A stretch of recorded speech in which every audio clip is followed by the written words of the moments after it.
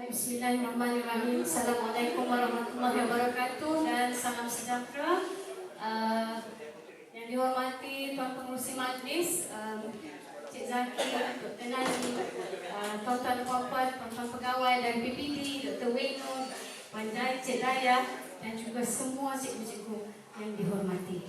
Baik, saya tak suka duduk di rostrum sebab menampakkan kependekan saya. Walaupun sebenarnya rasa-rasa macam taraf ketinggian tu Asia lah punya orang, tapi punya rendah lagi. Okey, jadi saya lebih suka begini lah. Jadi untuk sesi yang kedua hari ini, cikgu rasanya akan lebih jelas tentang apa yang kita akan buat dalam makmur sebenarnya. Kalau dilihat pada nama, memperkasakan amalan kemenjadian murid. Jadi sekarang dalam kita RI 4.0 menuju kepada masyarakat 5.0. Revolusi industri 4.0, kita ke arah masyarakat 5.0. Kita nak masyarakat yang kita bawa itu bawa bersekali dengan nilai yang nantinya akan menyeimbangkan. Kalau kita ada falsafah pendidikan negara, kita ada 4 perkara. Jadi, jasmani, emosi, rohani dan intelek. Dan kita telah susun ayat. Kita nak menggembleng, okay? Dan kita ada nak menggembleng potensi diri murid dengan hasrat untuk melahirkan murid kita yang seimbang daripada 4 perkara tersebut. Salah satu usaha yang kita buat ialah memperkenalkan makmur. Okay? Ialah memperkenalkan makmur. Tapi cikgu jangan risau, sebab sebenarnya di sekolah cikgu dah ada TS25, cikgu dah ada PBD, yang mana di dalamnya kita dah ada unsur dan elemen nilai. Dah memang jelas, tertulis. Dan yang kedua, dalam RPH cikgu, ada tak dicatatkan nilai? Dah ada. Okay, dah ada. Jadi sekarang kita nak angkat supaya elemen nilai itu dilihat sebagai elemen yang sangat penting dalam usaha kita nak membentuk jati diri masyarakat negara kita. Walaupun kita melihat amalan ini dari negara Jepun, tapi jika amalan itu baik dan memang terbukti boleh dan mampu memperkasakan nilai dalam diri masyarakat kita sehingga dapat melahirkan mereka yang seimbang, kita ambil. Dan kita boleh ubah sesuai dengan budaya masyarakat kita. Tak salah pun. Okay? Jadi hari ini kita tengok sebenarnya apa yang kita katakan dalam projek makmur yang kita akan mulakan dengan projek yang sangat besar. Aktiviti ini adalah aktiviti yang mudah, tapi nanti akan cikgu buat di sekolah yang impaknya, yang itu kita nak tengok, impaknya itu terhadap murid kita, iaitu perbincangan kelas. Okay? Iaitu perbincangan kelas. Dalam perbincangan kelas, next slide. Kalau di negara Jepun, saya nak mulakan satu perkongsian. Anak saya umur 11 tahun, lelaki. Semasa dia umur 11 tahun, lelaki, dia masuk ke pertukaran pelajar negara Jepun. Bila dia balik dari negara Jepun, walaupun perginya hanyalah 20 hari, balik dari negara Jepun, perkara pertama dia sebut pada saya ialah dia nak belajar di Jepun. Saya kena duduk dengan siapa? Mak angkat dia ada, mak angkat yang angkat dia ada. Okey? Kenapa? Soalan saya ialah kenapa nak belajar di Jepun? Dia suka dengan budaya sekolah yang diamalkan di negara Jepun. Paling dia suka ialah bila dia pergi sekolah, dia boleh makan rehatnya 1 jam, yang mana masa rehatnya itu dia makan di dalam kelas bersama dengan kawan-kawan. Makcik tu tolak troli sampai kelas, nanti dia ambil satu-satu, dia akan makan bersama-sama di dalam kelas, nanti cuci kelas masing-masing bersama-sama. Dan paling dia enjoy, katanya ialah waktu nak balik. Bila dia ada satu kain buruk, tercatat nama dia di situ, di kain buruk tu. Dia akan buat koridor sana 6 orang bersusun, koridor hujung sana 6 orang bersusun. Kain buruk tu dia tolak lap lantai, bertemu di tengah-tengah. Okay, paling dia enjoy. Sebab itu satu kegembiraan bila dia dapat bersama dengan kawan-kawan, jerit, pekik, hiruk, pikuk, dia tolak kain buruk tu beramai-ramai sehingga bertemu di tengah-tengah antara kelas ni. Satu kegembiraan sebenarnya. Bila saya tanya kenapa itu satu kegembiraan, dia boleh lupa apa yang dia dah fikir, risau tentang mata pelajaran kerja dia tak buat kerana sebab dia lupa, tapi di situ dia enjoy. Dan dia sebenarnya diberikan masa yang sangat panjang untuk bermain sebab dia ada ruang masa untuk dia bersama dengan kawan-kawannya. Okey, nanti kita akan cuba memberi ruang pada murid kita supaya dia enjoy dan dia boleh menjadi diri dia sendiri. Bila dia mampu dan dapat berkongsi apa yang difikirkan, kita takkan kata dia salah. Sebab pendapat dan pandangan dia berdasarkan pengalaman dia dan pendapat dan apa yang dikongsikan berdasarkan bagaimana dia dibesarkan. Persekitaran itu sangat mempengaruhi bagaimana dia dibesarkan. Okay? Sekolah ni adalah medan untuk dia supaya dia boleh berkongsi apa yang dia rasa. Kalau dia hadir ke sekolah dengan perasaan takut, sekolah itu menjadi tempat yang sangat-sangat menyiksakan. Tapi kalau dia gembira datang ke sekolah, sekolah akan jadi tempat yang sangat-sangat dia suka. Sekarang kita nak ubah trenda kita. Daripada murid kita yang rasa sekolah ni tak bahagia, sekolah tak happy, sekolah tak enjoy, kita tukar kepada sesuatu yang lebih menyenangkan dia. Supaya kita nak cungkil dia punya potensi. Kita mulakan dengan perbincangan kelas. Okay, next. Dalam perbincangan kelas ini kita akan mulakan supaya kita boleh kongsi sebenarnya antara murid dengan rakan-rakannya. Bukan dengan guru, murid dengan rakan-rakannya. Sebab kita memberi peluang supaya dia berbincang dalam kalangan mereka dan di sini kita melihat kematangan dia untuk mengujarkan pandangan dan juga kematangan dia untuk berkomunikasi supaya kita dapat melahirkan mereka nanti yang ada skill-skill yang begitu. Next. Okey. Perbincangan kelas ni adalah nadi kepada projek makmur. Sebab kita akan mulakan dengan yang ini dulu, yang senang. Dan cikgu pun takkan rasa macam nak kena buat projek yang sangat besar. Tak. Ini projek yang senang dan simple yang kita akan ambil masa tak lama pun. 30 minit sebelum memulakan PDP di sekolah. InsyaAllah nanti Cik Zaki akan jelaskan bagaimana dibentuk ini. Dia akan terapkan dan aplikasikan di semua sekolah dibentuk. Cikgu-cikgu lah nanti yang akan buat. Okay, next. Kenapa kita nak mengutarakan projek perbincangan kelas? Antaranya kita nak memberi peluang kepada setiap murid bagi pengalaman mereka sendiri. Okay, merasai pengalaman dia nak jadi pengerusi macam mana, setiausaha macam mana, AJK macam mana, tukang bagi pandangan macam mana, tukang sapu bapa nista macam mana dan sebagainya. Okay? Dan sebenarnya kita nampak macam kecil, tapi sebenarnya itulah akan memberi perasaan dia untuk bangga. Saya ambil contoh anak saya lagi. Anak saya dia pergi sekolah. Satu hari dia balik sekolah, dia ni diam, tak mau makan nasi. Saya tanya, kenapa? Yang jadi macam gugup semacam ni. Cakap, besok cikgu dia suruh dia ke perhimpunan, depan perhimpunan. Untuk apa? Untuk ni saja, jadi MC untuk baca menjemput guru besar bagi ucapan saja.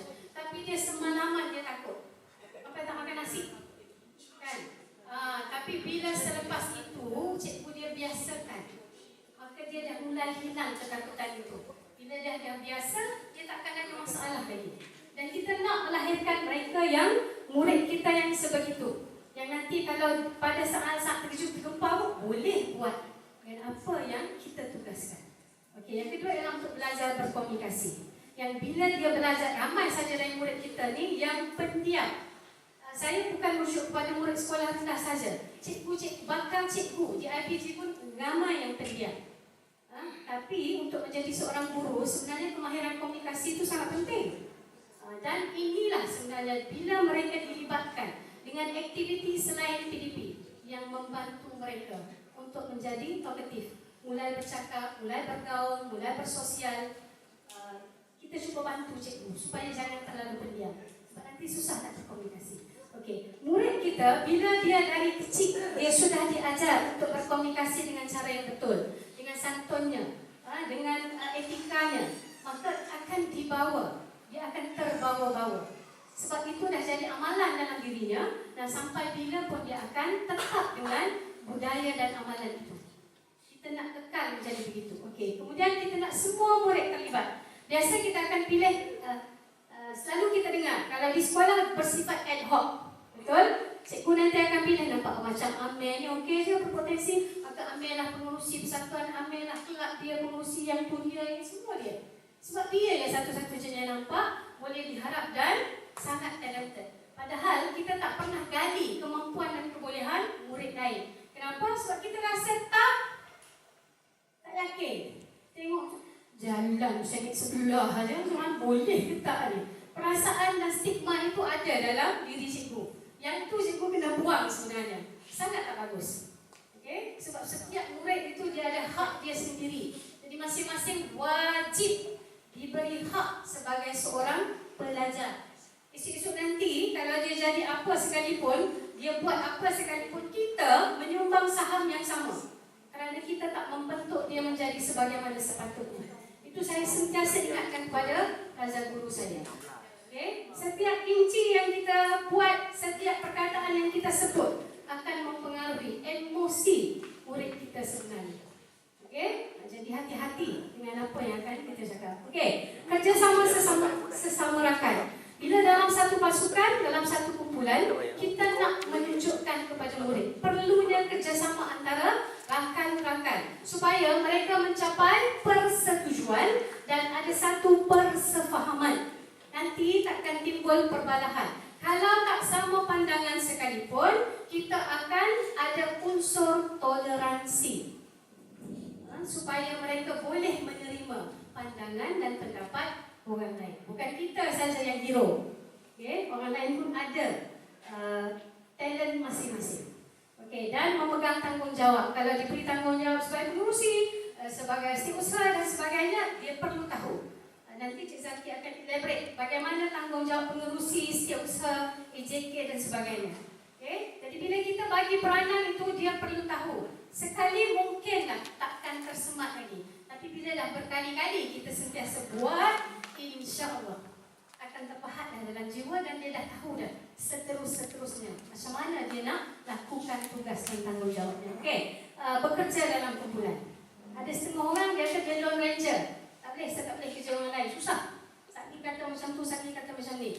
Tak nak, kita nak buang sifat nafsi itu. Aku, kau tu kita buang. Sekarang ni kita nak tonjolkan bahawa kolaboratif dalam kumpulan itu akan menghasilkan sesuatu yang jauh lebih baik daripada yang nafsi itu. Sebab kita dalam sistem pendidikan kita ni sebagai sebatang pohon. Kalau akar tunjangnya itu saja, tak direpuk akar tunjang, habis akar serabutnya ke, batangnya ke, daunnya ke, buahnya ke, habis hancur. Okay? Sebab tu kalau akar tunjang saja, dia takkan memberi makna apa-apa, walaupun dia yang paling besar. Tapi masih memerlukan yang lain supaya dia boleh mensejahterakan yang lain-lain di bawah dan di sekitarnya. Next. Okey.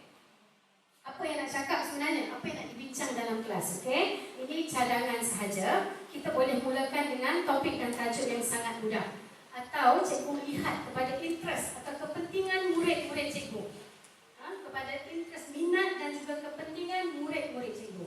Jadi cadangkan supaya topiknya mudah.